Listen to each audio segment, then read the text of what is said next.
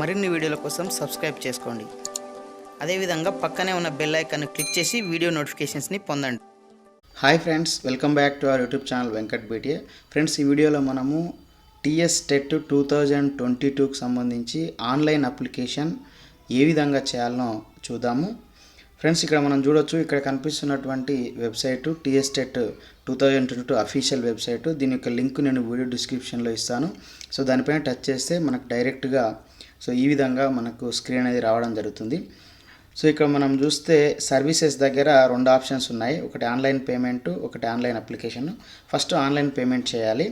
So కాబట్టి ఇప్పుడు ఈ ఆన్లైన్ పేమెంట్ పైన మీరు టచ్ చేయాలి. సో టచ్ చేస్తే ఇక మనకు ఈ విధమైనటువంటి స్క్రీన్ అనేది రావడం జరుగుతుంది. సో ఇక్కడ మీరు అబ్జర్వ్ చేసినట్లయితే డీటెయిల్స్ ఇక్కడ క్యాండిడేట్ నేమ్ ఉంది.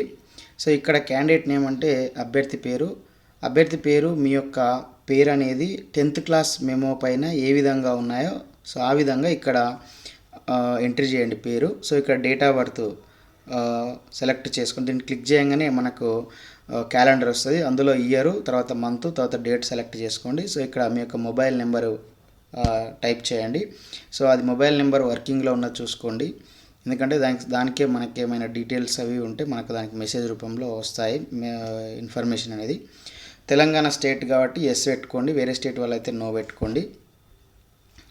సో ఇక్కడ మీరు అమౌంట్ ఆల్రెడీ వస్తుంది. సో ఇక్కడ ఉన్నటువంటి ఈ డిజిట్స్ తర్వాత ఈ ఆల్ఫాబెట్ని ఇక్కడ టైప్ చేయండి. సో టైప్ చేసిన తర్వాత నెక్స్ట్ మనకి ఈ విధంగా ఇక్కడ ఒక బాక్స్ ఉంటుంది. సో ఈ బాక్స్ని టచ్ చేయండి.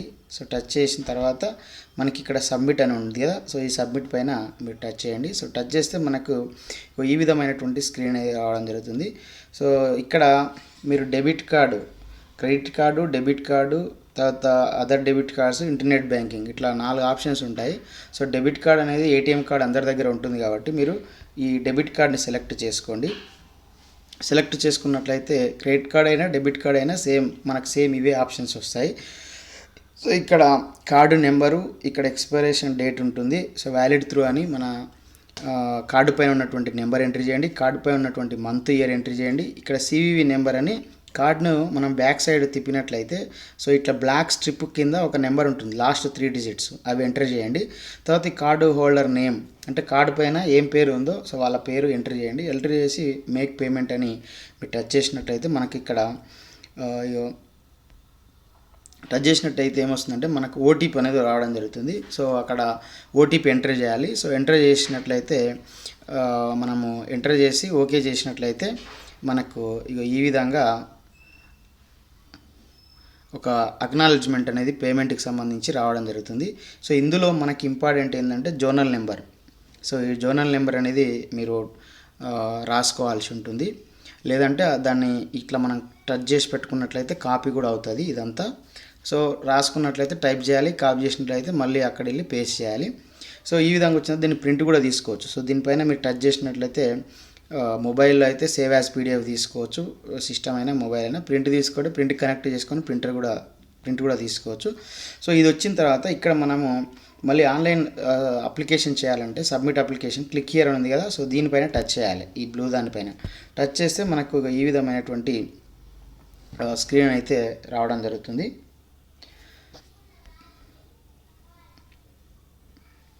సో ఇట్లా మన అంటే అంతకంటే ముందు ఏంటంటే మనకు ఈ విధంగా పేమెంట్ చేసినట్లుగా ఇట్లా మనకు డీటెయిల్స్ అయితే రావడం జరుగుతుంది మొబైల్ నెంబర్కి. సో అవి కూడా చూసుకోవచ్చు. అందులో కూడా జోనల్ నెంబర్ ఉంది చూడండి. సో అది మనము గుర్తుపెట్టుకోవాలి, అంటే రాసుకోవాలి. తర్వాత అక్కడ మనము ఈ క్లిక్ హియర్ పైన దీనిపైన అయినా క్లిక్ చేసి డైరెక్ట్ ఆన్లైన్ సబ్మిట్ పేజ్కి వెళ్ళొచ్చు, సబ్మిట్ పేజ్కి, ఆన్లైన్ అప్లికేషన్ పేజ్కి. లేదంటే మళ్ళీ హోమ్ పేజ్కి వచ్చినా కూడా ఇక్కడ మీరు చూడొచ్చు 2 ఆప్షన్స్ ఉన్నాయి కదా, ఆన్లైన్ అప్లికేషన్ అని. దీనిపైన టచ్ చేసినా కూడా రెండిట్లో ఏది టచ్ చేసినా కూడా ఇలాంటి స్క్రీన్ అనేది రావడం జరుగుతుంది. సో ఇక్కడ మనకు ఫస్ట్ మీరు ఫైనల్ ఇయర్ చదువుతున్నారా ఈ సంవత్సరం, are you appearing for professional course exam this year, ఈ సంవత్సరం ఫైనల్ ఇయర్ చేస్తున్నారని అడుగుతుంది. ఒకవేళ అయిపోయిన వాళ్ళు అయితేనేమో నో పెట్టండి. ఇప్పుడు ఫైనల్ ఇయర్ సెకండ్ ఇయర్ చదువుతున్నటువంటి వాళ్ళు అయితేనేమో ఎస్ పెట్టండి. అంటే ఫైనల్ ఇయర్ BEd DEd అయితేనేమో 2 ఇయర్స్ ఉన్నాయి కాబట్టి సెకండ్ ఇయర్. ఒకవేళ 4 ఇయర్ కోర్స్ అయితే 4th ఇయర్ ఉండాలి. సో ఫైనల్ ఇయర్ వాళ్ళు అయితే ఎస్, ఆల్రెడీ చేసి ఉంటే నో. అది పెట్టిన తర్వాత నెక్స్ట్ ఇక్కడ మనం ఏదైతే ఇంతకుముందు కాపీ చేసుకోండి రాసుకోమని చెప్పినాం కదా, అది ఇక్కడ మీరు కాపీ చేసుకుంటే పేస్ట్ చేయండి, లేదంటే దాన్ని ఇక్కడ టైప్ చేయండి. టైప్ చేసిన తర్వాత డేట్ ఆఫ్ పేమెంట్ వస్తుంది. ఇక్కడ టచ్ చేస్తే మనకు మళ్ళీ క్యాలెండర్ ఓపెన్ అవుతుంది. అందులో ఇయర్ సెలెక్ట్ చేసుకోండి. ఫస్ట్ ఇయర్ సెలెక్ట్ అయిన తర్వాత మంత్ సెలెక్ట్ చేసుకోండి, తర్వాత డేట్ సెలెక్ట్ చేసుకోండి, ఈరోజు డేట్. సో ఆటోమేటిక్గా ఇది క్లిక్ చేయగానే మనకు ఈరోజు డేటే చూపిస్తుంటుంది. కొంచెం కలరు మనకు కలర్లో చూపిస్తుంది. సో దాన్ని సెలెక్ట్ చేసుకుంటే డేట్ ఆఫ్ పేమెంట్ సెలెక్ట్ అయిపోతుంది. సో ఇక్కడ డేట్ ఆఫ్ బర్త్, సో ఇది డేట్ ఆఫ్ బర్త్ మనం సెలెక్ట్ చేసుకొని year month first year select చేసుకోవాలి, మంత్ సెలెక్ట్ చేసుకోవాలి, డేట్ సెలెక్ట్ చేసుకోవాలి. సో ఇట్లా చేసుకున్న తర్వాత ఇక్కడ ఏదైతే ఉందో మన క్యాప్చా, సో దీన్ని ఇక్కడ మీరు ఎంట్రీ చేయాలి. ఎంట్రీ చేసి సేవ్ అండ్ నెక్స్ట్ పైన ఎంట్రీ చేసిన తర్వాత ఇక్కడ ఉంది కదా ఈ డిక్లేర్, ఈ బాక్స్ సెలెక్ట్ చేసుకొని సేవ్ అండ్ నెక్స్ట్ పైన టచ్ చేయాలి. సో టచ్ చేస్తే ఇక మనకు ఇలాంటి డీటెయిల్స్ అనేది రావడం జరుగుతుంది. సో ఇందులో అప్లికెంట్ 4 ఉంటాయి. మనము అప్లికెంట్ డీటెయిల్స్ ఇవ్వాలి, తర్వాత పేపర్ అండ్ క్వాలిఫికేషన్ డీటెయిల్స్ ఇవ్వాలి, తర్వాత 10th క్లాసు ఇంతకుముందు అయినటువంటి టెట్ డీటెయిల్స్ ఇవ్వాలి, లాస్ట్ ప్రివ్యూ చూసి సబ్మిట్ చేసుకోవాలి. సో ఇప్పుడు ఫస్ట్ మనకు అప్లికెంట్ డీటెయిల్స్ ఉంది. సో ఇక్కడ ఎగ్జామ్ సెంటర్ అని ఉంది కదా, సో దీన్ని టచ్ చేస్తే మనకు 33 జిల్లాలు డిస్ప్లే అవుతాయి. సో మీరు ఏ డిస్టిక్లో మీరు ఎగ్జామ్ రాయాలనుకుంటున్నారో ఆ డిస్టిక్ని సెలెక్ట్ చేసుకోండి.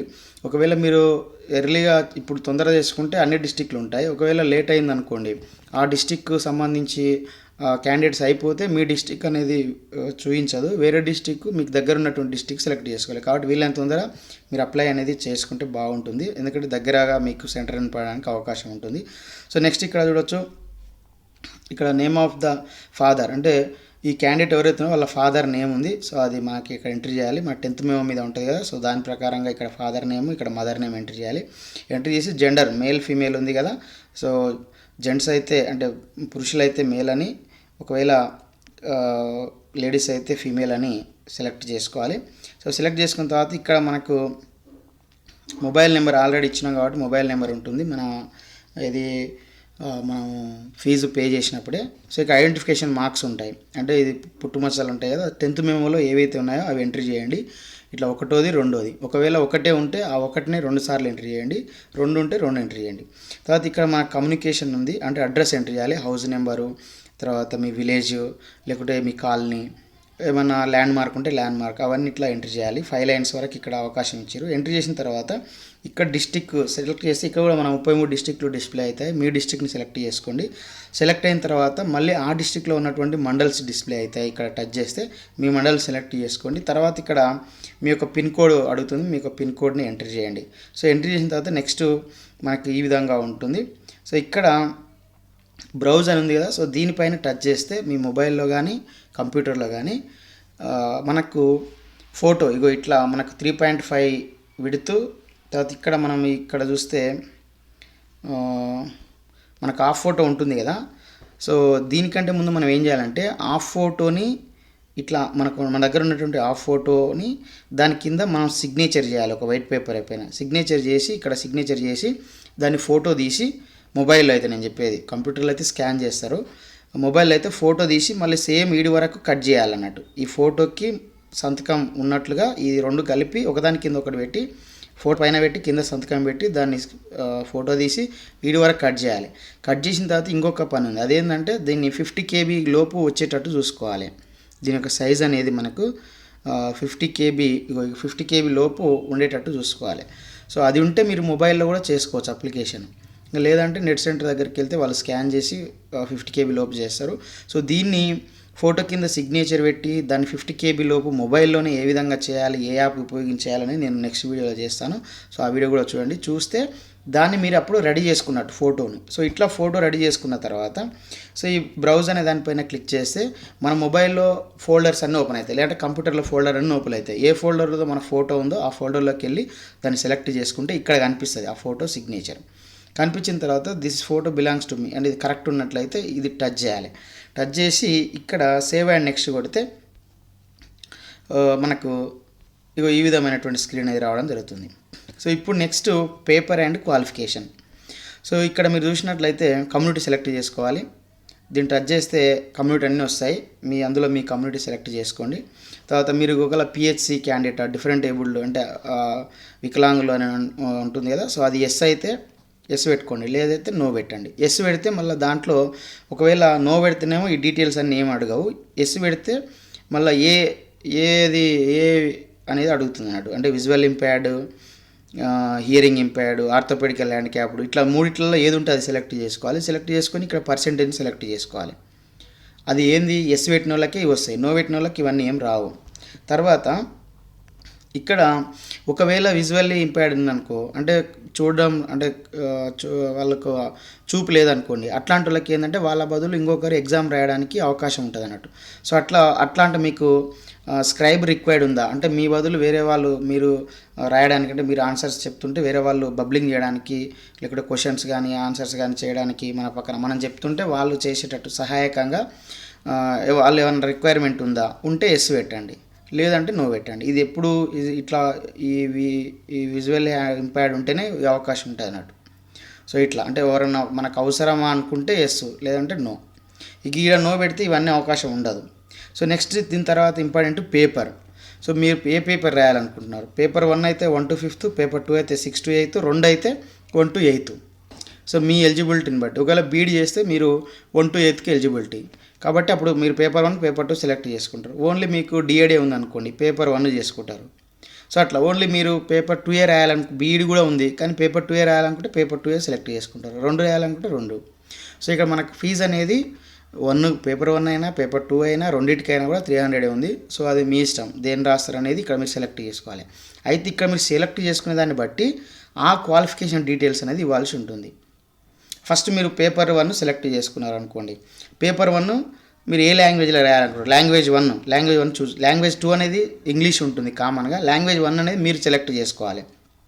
దేంట్లో తెలుగులో రాయాలనుకుంటే తెలుగు సెలెక్ట్ చేసుకోవాలి. అప్పుడు పేపర్ దేంట్లో వస్తుంది, ఇంగ్లీషు తెలుగు వస్తుంది. సో అట్లా పేపర్ 2 కూడా లాంగ్వేజ్ సెలెక్ట్ చేసుకోవాలి. తెలుగు పెట్టుకున్నారు అనుకో, అది కూడా పేపర్ 2 కూడా ఇంగ్లీషు తెలుగులో వస్తుంది. లేదు మీరు తమిళ్ పెట్టుకుంటే ఇంగ్లీషు తమిళ్లో వస్తుంది. అట్లా అంటే మీరు పేపర్ 1 2 పేపర్లు ఉన్నాయి కాబట్టి 2 పేపర్ల డీటెయిల్స్ అడిగారు.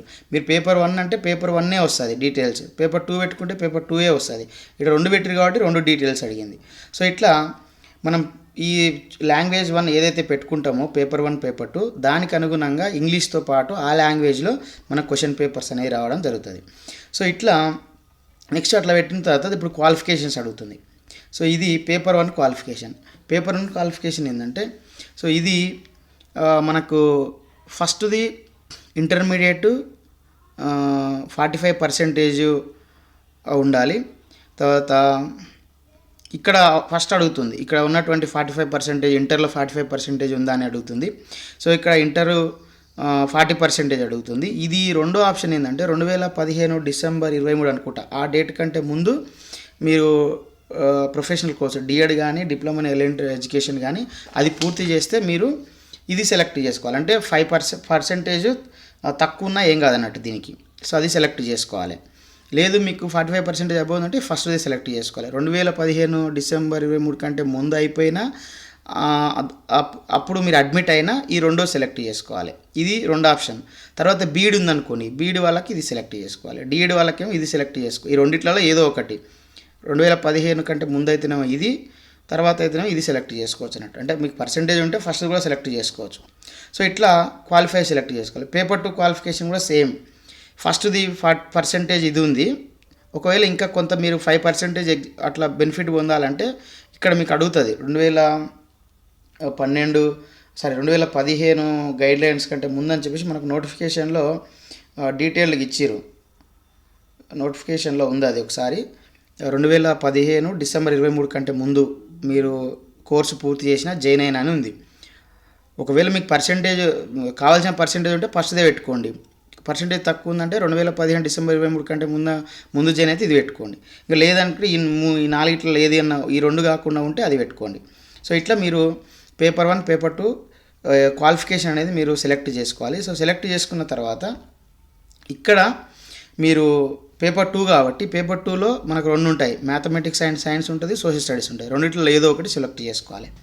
సెలెక్ట్ చేసుకున్న తర్వాత ఇప్పుడు మనకు దీనికి సంబంధించి ప్రొఫెషనల్ కోర్స్ డీటెయిల్స్ వస్తాయి. ప్రొఫెషనల్ కోర్స్ పేపర్ 1 ఎలిజిబిలిటీ ఏది, ఏ కోర్సు తోటి మీరు పేపర్ 1 రాస్తున్నారు ఎలిజిబిలిటీ డిఈడి లేదా డిప్లొమా ఎలిమెంటరీ ఎడ్యుకేషన్ లేదా బీఈడి రెండు ఇట్లా క్లిక్ చేస్తే మనకు వస్తాయి. అందులో మీరు ఏ కోర్స్ చేస్తే ఆ కోర్సు సెలెక్ట్ చేసుకోండి. తర్వాత డిస్ట్రిక్ట్ సెలెక్ట్ ఇది క్లిక్ చేస్తే డిస్ట్రిక్ట్స్ అన్నీ వస్తాయి. ఏ డిస్ట్రిక్ట్లో చేసిరు మీరు ఆ కోర్సు ఆ డిస్ట్రిక్ట్ సెలెక్ట్ చేసుకోండి. తర్వాత మీ ఆ డిస్ట్రిక్ట్లో మీరు చేసిన కోర్సు కాలేజెస్ అన్నీ వస్తాయి. అంటే ఈ ఆదిలాబాద్లో DEd diploma elementary education course ఉన్నటువంటి కాలేజీలు అన్నీ వస్తాయి ఇక్కడ. సో అది సెలెక్ట్ చేసుకోవాలి. ఒకవేళ మీరు లేదనుకోండి అదర్ ఉంటుంది, అదర్ సెలెక్ట్ చేసుకొని కింద మనకు మళ్ళీ ఒక బాక్స్ వస్తుంది. ఆ బాక్స్లో మీ కాలేజ్ నేమ్ కూడా ఎంట్రీ చేయొచ్చు. సో ఇది దీనికి సంబంధించినటువంటి పేపర్ 1.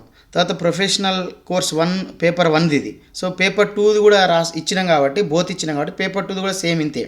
ఆ కాలేజ్ ఏ జిల్లాలో ఉంది, తర్వాత దానికి సంబంధించిన ఆ జిల్లాలో మీరు చదివినటువంటి కాలేజ్. ఒకవేళ లేకుంటే అదర్ పెట్టి ఆ కాలేజ్ నేమ్ కూడా రాయొచ్చు. సో ఇట్లా మీరు పేపర్ 1 క్వాలిఫికేషను, ఆ క్వాలిఫికేషన్ డిస్టిక్, తర్వాత ఆ కాలేజు 1, 2 చేసుకున్న తర్వాత సేవ్ అండ్ నెక్స్ట్ పైన కొట్టాలి. అయితే నెక్స్ట్ ఇక్కడ ఈ విధంగా వస్తుంది.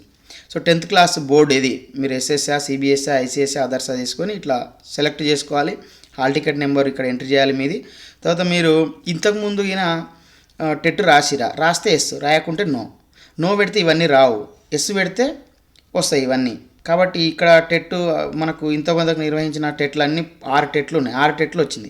మీరు ఏ టెట్ రాసిరో ఆ టెట్ దగ్గరికి పోయి హాల్ టికెట్ నెంబర్ ఎంట్రీ చేయండి. ఎంట్రీ చేసి సేవ్ అండ్ కాపీ పైన సేవ్ అండ్ ప్రివ్యూ పైన టచ్ చేయండి. సో టచ్ చేస్తే మనకు నెక్స్ట్ ఈ విధంగా వస్తుంది మొత్తం. అంటే మీరు ఇంతవరకు చేసిన డీటెయిల్స్ అన్నీ ఇక్కడ ఫోటో సిగ్నేచర్ వస్తుంది. ఇక్కడ మీరు ఇంతవరకు మనం చేసినటువంటి డీటెయిల్స్ అన్నీ ఇవన్నీ వస్తాయి. ఇవన్నీ ఒకసారి సరి చూసుకోండి అన్నీ పర్ఫెక్ట్ ఉన్నాయా లేదా. మీరు ఈడ వేరే ఉంటాయి, మీరు ఎంట్రీ చేసినట్టుగా ఉన్నాయా లేవా అవన్నీ చెక్ చేసుకోండి. చెక్ చేసుకున్న తర్వాత అన్నీ ఓకే ఉంటే సో ఇక్కడ బాక్స్ ఉంది కదా, సో ఈ బాక్స్ని క్లిక్ చేయండి. క్లిక్ చేసి ఇక్కడ సబ్మిట్ కొట్టవచ్చు. ఒకవేళ డీటెయిల్స్ ఏమన్నా రాంగ్ వచ్చినాయి అనుకోండి, మళ్ళీ ఎడిట్ ఆప్షన్ తీసుకుంటే మళ్ళీ ఎడిట్ పేజ్ వస్తుంది అన్నట్టు. అంటే మీరు ఎక్కడైతే ఉన్నాయో ఈ స్టెప్స్ వస్తాయి, ఆ స్టెప్స్లోకి పోయి ఆ రాంగ్ ఉన్న దగ్గర ఎడిట్ చేసి అప్పుడు మళ్ళీ ప్రివ్యూ వస్తుంది. అప్పుడు అంటే మనం ప్రివ్యూ చూసుకొని ఇక్కడ ది బాక్స్ టిక్ చేసి తర్వాత నెక్స్ట్ ఇక్కడ మనం సబ్మిట్ పైన టచ్ చేయాలి. టచ్ చేస్తే ఈ విధంగా ఫైనల్ సబ్మిషన్ అనేది ఒకవేళ మనం ఎడిట్ చేసుకుంటే please ensure that all the details are filled in properly, application can not be edited after final submission. అదేమంటుందంటే మీరు ఫైనల్ సబ్మిషన్ ఇచ్చిన తర్వాత మళ్ళీ ఎట్లాంటివి కూడా మీరు ఎడిట్ చేసుకోవడానికి మార్చుకోవడానికి వీల్లేదు కాబట్టి ఫస్ట్ అన్నీ సరి చూసుకోండి అంటుంది. అన్న తర్వాత అప్పుడు ఫైనల్ సబ్మిట్ పైన టచ్ చేస్తే ఈ విధంగా వస్తుంది. చూడండి మనకు your application has been provisionally accepted అయ్యిందని వస్తుంది.